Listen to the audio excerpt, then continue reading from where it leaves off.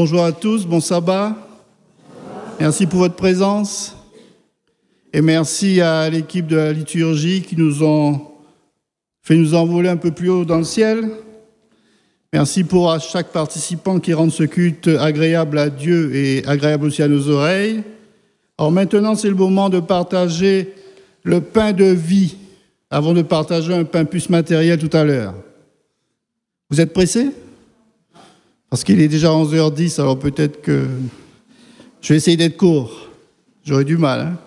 Alors voilà, le thème que j'ai choisi, sans trop le savoir parce que la leçon en parle, mais comme j'avais déjà choisi avant la leçon, donc je l'ai maintenu. Il s'agit de la transfiguration, ou plutôt la métamorphose, parce que le vrai terme grec, c'est plutôt la métamorphose. Transfiguration, ce n'est pas un terme qu'on entend à tous les coins de rue tous les jours. C'est un terme un peu barbare, on va dire. Mais la métamorphose, ça nous parle peut-être un peu plus, c'est plus courant. Et j'ai choisi Matthieu, mais Luc aussi en parle, ainsi que Marc. Or, Jean reste silencieux là-dessus, je ne sais pas pourquoi. Alors, je vous invite à prendre votre Bible dans Matthieu au chapitre 17, et on va lire du verset 1 à 9. Vous trouverez aussi dans Ellen White Jésus-Christ, au chapitre 47, me semble-t-il, où ça s'intitule « Il fut transfiguré », et là c'est un résumé qui en effet, c'est intéressant aussi à lire. On y est, Matthieu 17, 1 à 9. 6 jours après, Jésus prit avec lui Pierre, Jacques et Jean, son frère, et il les conduisit à l'écart sur une haute montagne. Il fut transfiguré devant eux, son visage resplendit comme le soleil, et ses vêtements devinrent blancs comme la lumière. Moïse et Élie leur apparurent, ils s'entretenaient avec lui. Pierre prit la parole et dit à Jésus, « Seigneur, il est bon que nous soyons ici. Si tu le veux, je dresserai ici 3 tentes, une pour toi, une pour Moïse et une pour Élie. » Comme il parlait encore, une nuée lumineuse les enveloppa. Et voici qu'une voix sortit de la nuée qui disait, « Celui-ci est mon fils bien-aimé, en qui j'ai mis toute mon affection, écoutez-le. » Lorsqu'ils entendirent cela, les disciples tombèrent la face contre terre, saisis d'une crainte violente. Mais Jésus s'approcha, les toucha et dit, « Levez-vous, soyez sans crainte. » Ils levèrent les yeux et ne virent que Jésus seul. Comme ils descendaient de la montagne, Jésus leur donna cet ordre, « Ne parlez à personne de cette vision jusqu'à ce que le Fils de l'homme soit ressuscité des morts. » Et c'est Marc, qui me semble, qui... Vous allez trouver aussi le même texte dans Marc 9, et puis Luc aussi. Et je crois que c'est Marc qui nous dit, à l'allusion de Jésus, en parlant de résurrection, il se demandait ce que ça voulait dire. Vous pourrez le retrouver à la maison. Donc c'était un sujet un peu, pas tabou, mais il ne comprenait pas vraiment ce qui se passait. Alors ce matin, comme je vous disais en entrant tout à l'heure, la transfiguration peut être aussi traduite par la métamorphose. Alors, je vous propose 4 métamorphoses ce matin. Dans cet épisode que nous venons de lire, celle de Jésus, qu'est-ce que ça a produit en lui ? La venue de ces 2 hommes, Élie et Moïse, sur cette montagne haute. Celle de la Bible, on va voir comment. Et puis celle des disciples. Et puis en 4e position, eh bien, on va terminer avec et pour nous-mêmes, qu'est-ce que ça nous a fait de connaître ce texte et de le relire encore ce matin. Pour moi, personnellement, je trouve qu'on ne parle pas assez souvent de ce genre de texte. Et c'est vrai que dans l'évolution de l'Église chrétienne, ça a posé un peu de problème, ce fameux texte sur la transfiguration. On se demande si ça a été vrai ou si ça n'était qu'une vision. Alors ce matin, je ne vais pas mettre tout le monde d'accord, ce n'est pas ça le but du jeu. Et moi, je crois que c'est quelque chose qui s'est passé, parce que Dieu est suffisamment puissant pour faire cela, n'est-ce pas ? Et maintenant, chacun est libre de penser ce qu'il veut, parce que comme Jésus aussi, dans certaines versions, dit vision, alors est-ce que Moïse, etc. Il faut dire aussi, dans l'esprit des Juifs, la résurrection, c'était pas très clair tout ça. Les Sadducéens y croyaient, les autres n'y croyaient pas. Ils demandent souvent à Jésus des explications là-dessus. Alors revenons à notre texte. Alors c'est un texte magnifique, un texte formidable, cet événement-là qui s'est produit. Et Jésus invite une fois de plus, un soir, toujours les trois mêmes disciples, Pierre, Jacques et Jean. Il les invite à l'accompagner sur une haute montagne. Luc nous dit que c'était pour prier. Matthieu ne parle pas de ça, mais on sait qu'ils ont l'habitude de faire ça, d'aller prier le soir pour recharger leur batterie, pour se revigorer en Dieu. Et le texte commence par 6 jours après. Alors 6 jours après quoi? Pourquoi Matthieu nous dit 6 jours après? Qu'est-ce qui s'était produit 6 jours avant donc? Et là, il faut remonter un petit peu dans le texte du chapitre 16. Et là, il s'était produit plusieurs choses, notamment Pierre, qui avait dit de Jésus, « Tu es le Christ, le Fils du Dieu vivant. » Parce que Jésus avait posé une question à ses disciples. Il avait dit, « Que dit-on à mon sujet, le peuple, qu'est-ce qu'on dit de moi ?» Et ils avaient répondu, « Tu es un prophète, Élie, Jérémie, etc. » Et après, il leur a posé une autre question. « Et vous, qu'est-ce que je suis pour vous ?» Et là, c'était le silence radio, bien sûr. Parce qu'on aime parler des autres ou de ce qui est dit à la télé ou partout sur un tel ou une telle. Mais lorsqu'on nous pose une question personnelle, là, je n'ai pas envie de dire de bêtises, je ne veux pas passer pour un plouc. Et les disciples, souvent, ils n'avaient pas trop quoi répondre. Par contre, Pierre, toujours le même, avec sa grande bouche, et qui réfléchissait même plus vite qu'il ne pensait quelquefois. Et j'aime bien Pierre, moi. Ce fougueux personnage, et puis toujours qui se met en avant, ce leader né, sincère en même temps, et qui reconnaît ses torts aussi. Et Pierre lui dit, et Jésus lui dit, c'est pas toi qui as dit ça, c'est l'Esprit de Dieu en toi qui te l'a fait dire. Et un petit peu plus bas, il va dire tout le contraire. Lorsque Jésus va parler de ses tribulations, il va dire, jamais. Mais il ne le dit pas devant les autres, il le prend à part. Hein. Il dit, mais maître, jamais cela va t'arriver. C'est pas possible. Et Jésus lui dit quoi? Arrière de moi, Satan. Terrible, hein? Cette dualité, ce paradoxe d'un coup, il a une révélation divine et puis tout le coup d'après, il se fait un petit peu le suppôt du diable. Mais en même temps, on pourrait penser que ça part d'un sentiment, de bons sentiments. Mais même les bons sentiments peuvent générer autre chose. Hein. Ça dépend du mobile toujours. Alors voilà, on est dans cette situation-là. Et puis, ils se mettent à prier. Et puis, il va se passer quelque chose. Qu'est-ce qui va se passer? Il va y avoir quelque chose d'extraordinaire qui va se produire.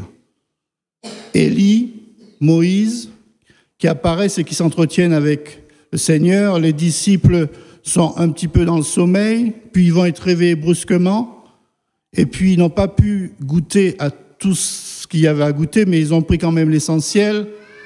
Et puis, ils vont voir cette lumière, Jésus qui est, comme ils ne l'ont jamais vu, resplendissant, Jésus dans sa gloire.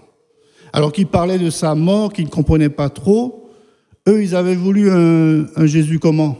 Un Messie sauveur, militaire, politique, qui installe maintenant une puissance maintenant, là, qu'on mette les Romains dehors une fois pour toutes, ceux-là, et qu'on soit nous-mêmes juifs chez nous. Et c'est pas pour ça qu'était venu Christ. Et on va voir que dans la transfiguration, Jésus va remettre en place certains éléments.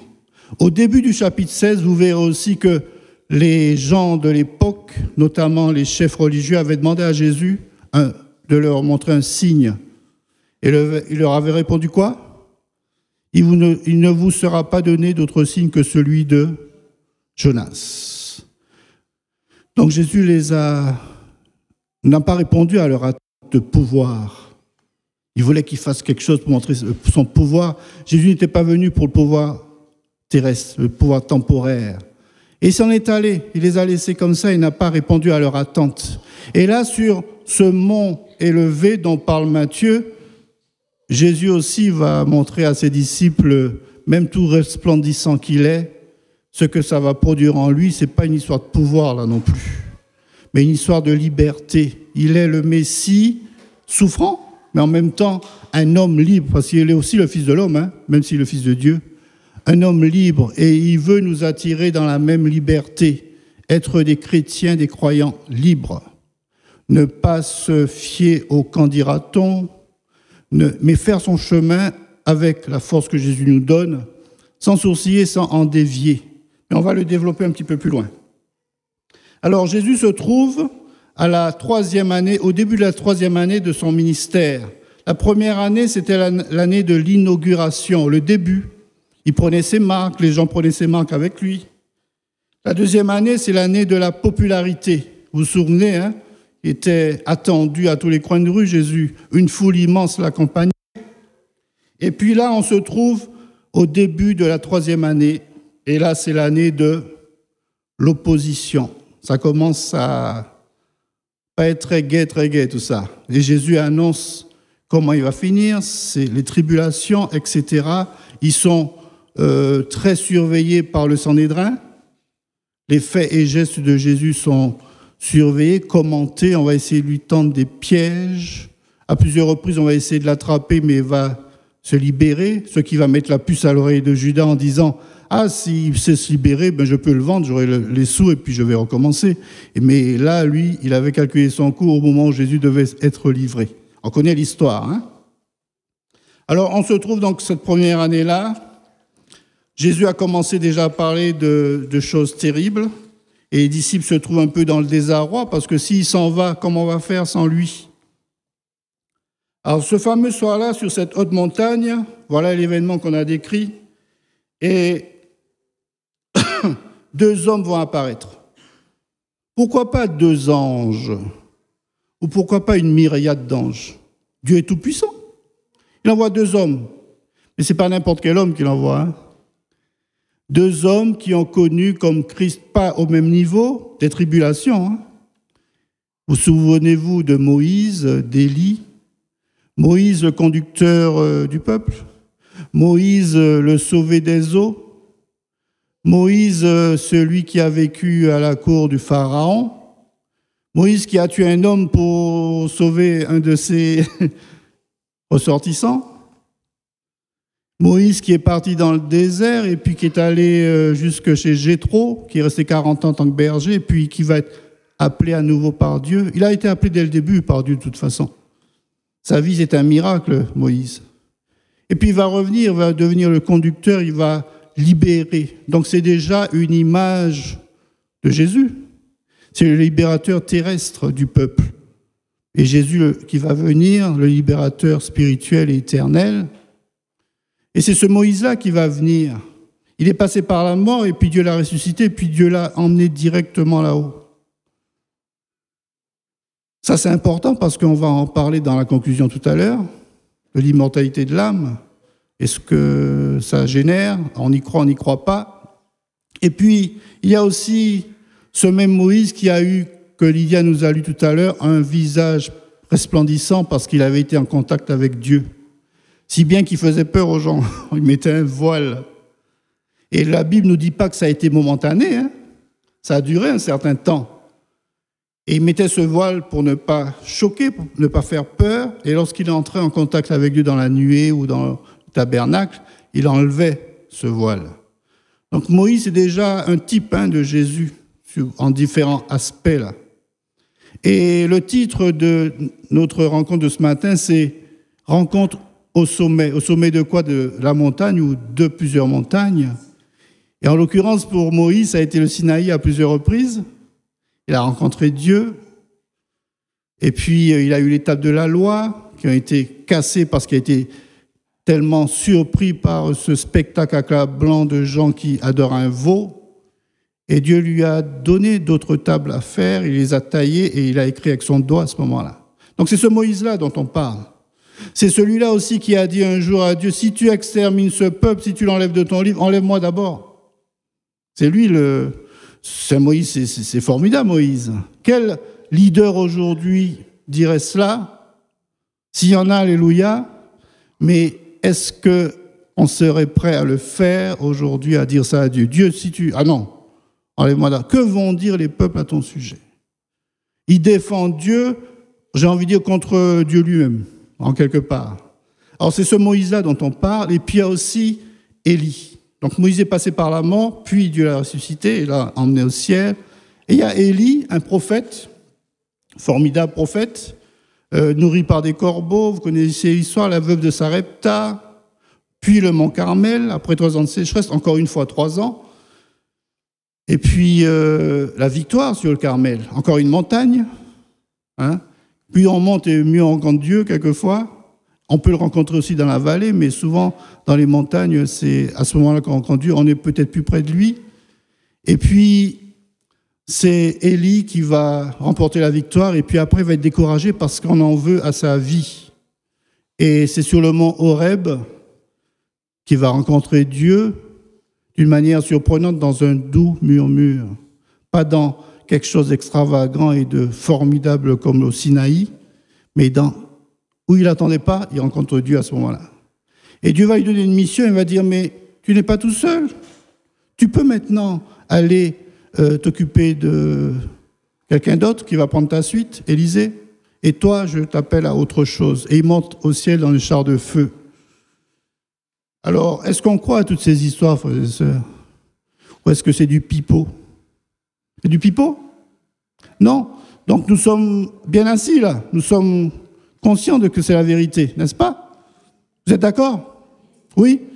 Eh bien voilà, c'est ce que nous devons dire aux gens autour de nous, à nos familles, à nos enfants, à nos épouses, nos conjoints qui ne sont peut-être pas encore chrétiens ou qui n'ont pas fait ce choix-là.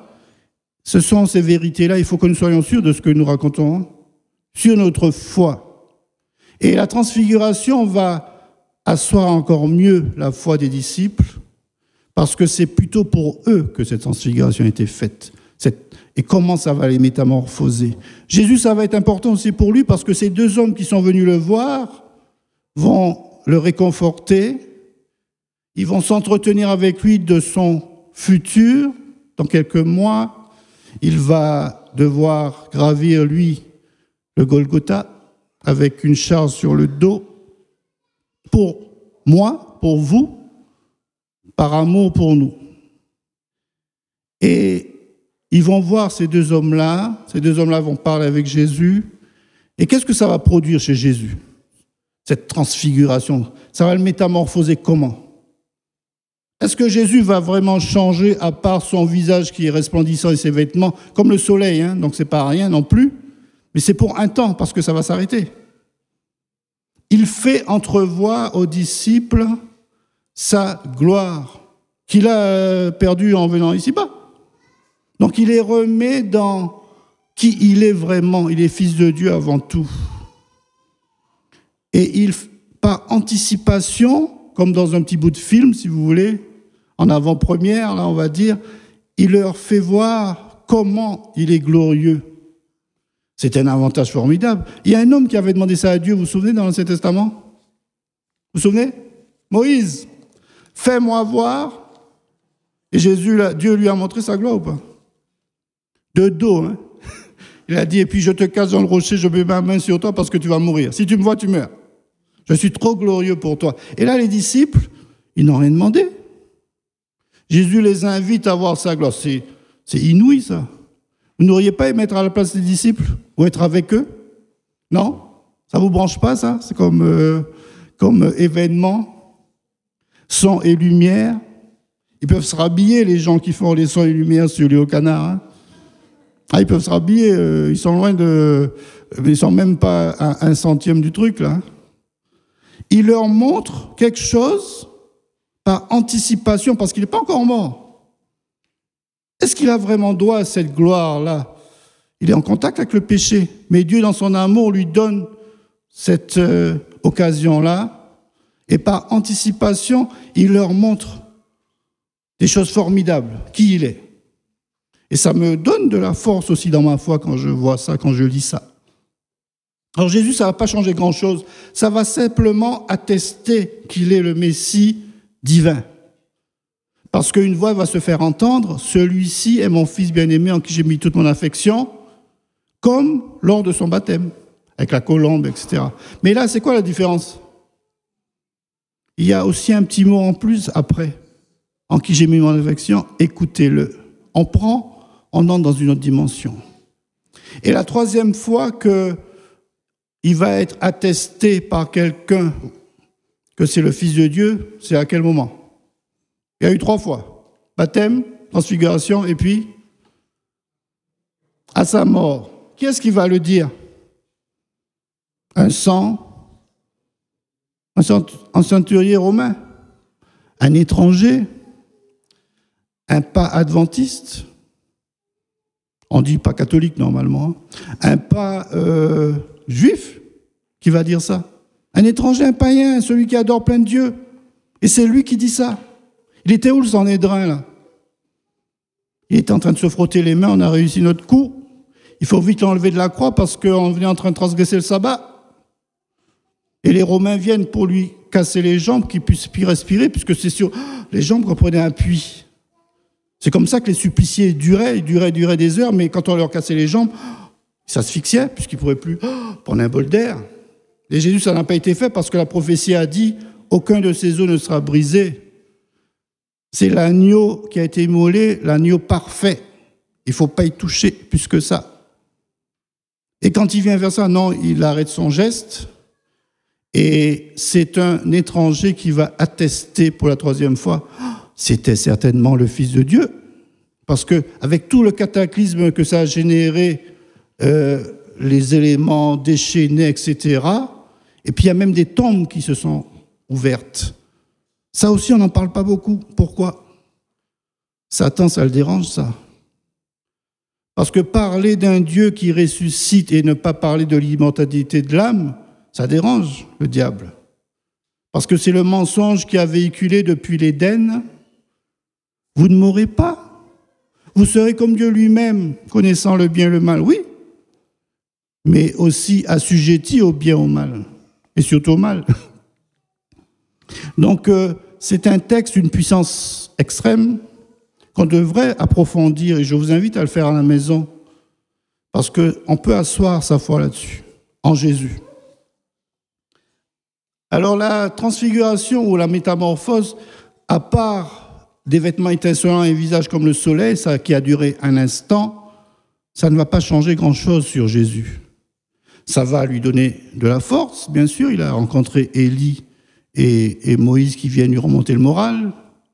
Mais ça a été passager, cette glorification. C'était juste un petit morceau de glorification, on va dire. C'était pas définitif. Et puis, deuxième métamorphose, la Bible. Alors, Élie, c'est les prophètes, Moïse, la loi, la Torah, le Pentateuque, Genèse, Exode, Lévitique, Nombre, Deutéronome. Donc, Moïse, l'Ancien Testament, la Torah, Élie, les prophètes, et Jésus. Qu'est-ce qu'il représente dans la Bible? La sagesse, le Nouveau Testament, la sagesse révélée. Donc, à eux trois, ils représentent la Bible, qui n'est pas encore écrite, bien sûr. Et Pierre, en voyant ces 3 personnages, qu'est-ce qu'il propose? Ah, Seigneur, tu veux qu'on fasse 3 tentes, une pour chacun de vous? Eux, ils n'ont pas besoin de tentes. Il veut installer la Bible, l'installer d'une manière physique. Mais est-ce qu'on peut installer la parole de Dieu de manière physique? Non, c'est pas possible, ça ne va pas pouvoir se faire. Ça ne marche pas, ça. Alors, ça ne va pas se faire du tout, et ils vont même s'en aller. Et résultat des courses, c'est quoi? Ils vont tous redescendre dans la vallée. La Bible ne va pas être installée là. La parole de Dieu, ça se véhicule, ça, c'est pas quelque chose qui s'installe. En plus, dans une tente, c'était quoi? C'est une habitation précaire. On fait ça pour camper. Ça rappelle l'Exode pendant 40 ans. Alors, c'est du précaire qui dure longtemps peut-être, mais ils se sont déplacés pendant ces 40 ans. On avait même fait la fête des huttes, la fête des tentes. C'est pour ça que Pierre en parle. Et va en reparler dans ses épîtres, la leçon de ce trimestre, L'attente, il va comparer l'attente à son corps. Donc c'est quelque chose de précaire. Quand il dit « je vais perdre ce corps charnel », il dit « je vais perdre cette tente ». Parce que ça va se détruire, c'est pas comme quelque chose d'établi sur le roc, c'est très dur. Hein. Et puis c'est encore une enveloppe charnelle et pécheresse. Alors voilà, on a un petit peu fait la boucle de la parole de Dieu, de Jésus. Et qu'est-ce que ça va changer pour les disciples? Qu'est-ce que ça va leur faire, cette métamorphose-là, ou cette transfiguration, quand ils vont voir ça? Premièrement, ils vont voir quoi? Très peur, effrayés, ils vont tomber face contre terre. Et Jésus, là, encore une fois, il ne les laisse pas dans la frayeur, comme dans la barque, vous vous souvenez? Mais je suis là avec vous, vous avez peur de quoi? Homme de peu de foi. Et va les relever. Et puis, c'est plutôt pour eux que ça a changé quelque chose. Qu'est-ce que ça a changé dans la vie des disciples, le fait d'avoir vu Jésus dans sa gloire, même pour un moment? D'avoir vu Élie, d'avoir vu Moïse. D'ailleurs, une question pourrait se poser, comment ils les ont reconnus? Il n'y avait pas de photo à l'époque. Mais dans la tradition juive, on parlait de tout cela. C'était une tradition orale, on décrivait les événements, etc. Et donc, ils vont reconnaître que c'est Élie et Moïse. Mais ça va changer leur vie sur le regard qu'ils ont sur Jésus déjà. Ils ont un Jésus rempli de gloire et qui n'est pas venu pour le pouvoir simple, le pouvoir humain. Et puis, ils ne vont pas comprendre tout de suite. Mais par la suite, après la résurrection, et quand ils vont se mettre à prendre leurs plumes, ils vont parler de la transfiguration. Ça va asseoir leur foi, ce qu'ils ont vu. Et en redescendant de la montagne, Jésus va leur dire quoi? N'en parlez à personne. Pourquoi il leur dit ça? Pourtant, c'est fin valable, ça. La transfiguration, vous voyez ça, vous avez envie de l'écrire sur tous les toits, de montrer, de mettre sur Facebook. Il n'y avait pas Facebook à l'époque. On a envie d'en faire une publicité de ça. Et Jésus dit, surtout pas, jusqu'à ce que le Fils de l'homme soit ressuscité. Il fallait attendre quelques mois encore, on était à la 3e année, pratiquement peut-être 10 mois, quelque chose comme ça. Et il faut... Pourquoi? Parce qu'à l'époque, on est dans la pleine année de l'opposition, on ne va pas mettre de l'huile sur le feu. Et puis les autres ne comprendraient pas. Ils vont dire, mais vous rigolez ou quoi? Transfiguration, ça n'existe pas, ça.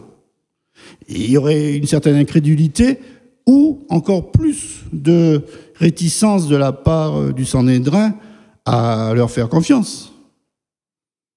Et ils redescendent dans le calme. Ils ont été témoins d'une scène formidable, mais c'était pour un moment. Il y a encore du boulot en bas dans la vallée. Le ministère n'est pas fini, la mission n'est pas achevée. Jésus va jusqu'au bout de sa mission. Et les disciples redescendent avec lui dans le silence. Et ce n'est qu'après la crucifixion que les choses vont se décanter, qu'au fur et à mesure, ils vont pouvoir mettre cela en œuvre jusqu'au livre des Actes, les Actes des Apôtres, écrit par Luc, c'est ça? Alors maintenant, frères et sœurs, pour nous-mêmes, la 4e métamorphose, c'est nous. On est témoins, pas oculaires, mais témoins parce qu'on a lu, par la foi aussi. Et lorsque vous lisez ce texte-là, qu'est-ce que ça vous fait dans votre vie spirituelle? C'est valable ou c'est pas valable? C'est bien ou c'est pas bien? Vous aimez ce texte? Est-ce que vous le lisez souvent, ce texte? Ou est-ce que c'est un peu... Parce qu'on en a fait quelquefois un truc un petit peu mystique, là, bizarre. Vous voyez ce que je veux dire? Et dans la métamorphose ou dans la transfiguration, ça n'a rien à voir avec la mythologie grecque ou je ne sais quoi, où tel roi est transformé en statue de pierre ou je ne sais pas quoi parce qu'il a été méchant, puis tel autre est transformé en quelque chose de plus puissant parce qu'il était sympa. On n'est pas dans ce genre de mythologie, là. Là, on parle d'évangile, on parle de Dieu, on parle de Christ. Et la métamorphose que ça produit en moi, je réponds pour moi, je ne vais pas répondre à votre place. Chacun voit, selon sa foi et son cheminement avec Dieu. je viens à ce que je disais au début. Là, on voit que Jésus met en place certaines choses et ce texte-là me montre que ce que Satan a dit à Ève, ce n'était pas la vérité. Nous sommes combien dans le monde chrétien et même hors du monde chrétien, certaines philosophies, etc., à croire en la résurrection des morts, comme la Bible nous l'enseigne. Ça ne se bouscule pas au portillon. Hein. La plupart croient en quoi? En l'immortalité de l'âme. Ou bien les bouddhistes. Réincarnation pour atteindre le nirvana. 1 fois, 2 fois, jusqu'à 7 fois, je crois, un truc comme ça. Pourquoi pas? Bon, ça, chacun sa croyance. On n'est pas là pour critiquer qui que ce soit, mais si on se base sur la parole de Dieu, il faut une base de toute façon. Ça ne nous raconte pas toutes ces choses-là. Et moi, quand je lis ça, ça me réconforte dans le fait que Jésus, c'est un Dieu sauveur, un Dieu vivant. Il est mort, il est ressuscité. Et puis, il va revenir me chercher. Vous aussi, n'est-ce pas? Je remercie Lydia ce matin dans sa prière. C'était bien, hein? C'était bien parce que ça nous rappelle que c'est à Dieu que doit revenir la gloire, pas à nous. Qui sommes-nous pour ça? Qui sommes-nous pour qu'un Dieu si bon ait choisi de changer de nature pour venir chez les hommes sauver les hommes? Vous avez vu ça dans quel film, vous? C'est un film de science-fiction, peut-être, et encore. Ça ne le fait pas. Quel patron qui va descendre au niveau de celui qui passe le balai, là? Ça ne va pas, non? Il préfère mettre dehors quelques employés, fermer un peu la boutique, fermer une aile de l'entreprise, plutôt que de descendre de statut social. Je roule en Range Rover, je ne vais pas rouler en Twingo. Ça ne va pas, non? C'est pas humain, ça. C'est pas dans les gènes de l'humain pécheur de changer de statut, de descendre de son échelle, non. On monte les échelons, voyons. À 30 ans, je dois avoir ça, 40 ans, machin. C'est bien d'être ambitieux, mais il ne faut pas que l'ambition écrase les autres et nous fasse oublier qui est Dieu et ce qu'il a fait pour nous. Eh bien, on est en plein dans ce texte-là. Jésus ne s'est pas laissé tenter par l'abus de pouvoir. Lorsqu'il a été transfiguré, il n'a pas dit « Ah, ça y est, j'ai retrouvé ma gloire, je reste là, les autres, débrouillez-vous ». Non, il est redevenu humain. Il a perdu cette gloire-là momentanément. Ça lui a fait du bien, certes, mais il est resté libre face à sa mission qu'il devait accomplir jusqu'au bout. Sommes-nous libres, frères et sœurs? Sentez-vous libre, vous, dans votre foi? Même en prison, on est libre. Souvenez-vous de Paul et Silas, qui chantaient en prison. Et quand les portes se sont ouvertes, ils n'ont pas été surpris. N'est-ce pas? Le centurier, le chef, qu'est-ce qu'il a voulu faire? Se donner la mort. Ils ont dit non, mais nous, on ne bouge pas. On est prisonniers, on reste là, même si les portes sont ouvertes. C'est une prison à porte ouverte. Hein, Henri, ça te rappelle? C'était comme ça au Congrès, je ne crois pas. Oh, voilà. Jésus nous montre la totale liberté. Il est venu justement pour nous libérer de l'esclavage du péché et nous propulser dans la vie éternelle. Sommes-nous conscients de cela? Eh bien, moi, cette métamorphose-là, c'est ça que ça produit en moi, cette transfiguration. Et ne gardons pas ça pour nous. Il faut le partager. De dire combien notre Dieu est bon, combien il est puissant. Il a été transfiguré. Relisez-le à la maison, ce chapitre 47. Vous allez voir comme ça fait du bien. Et mais ne le gardons pas jalousement.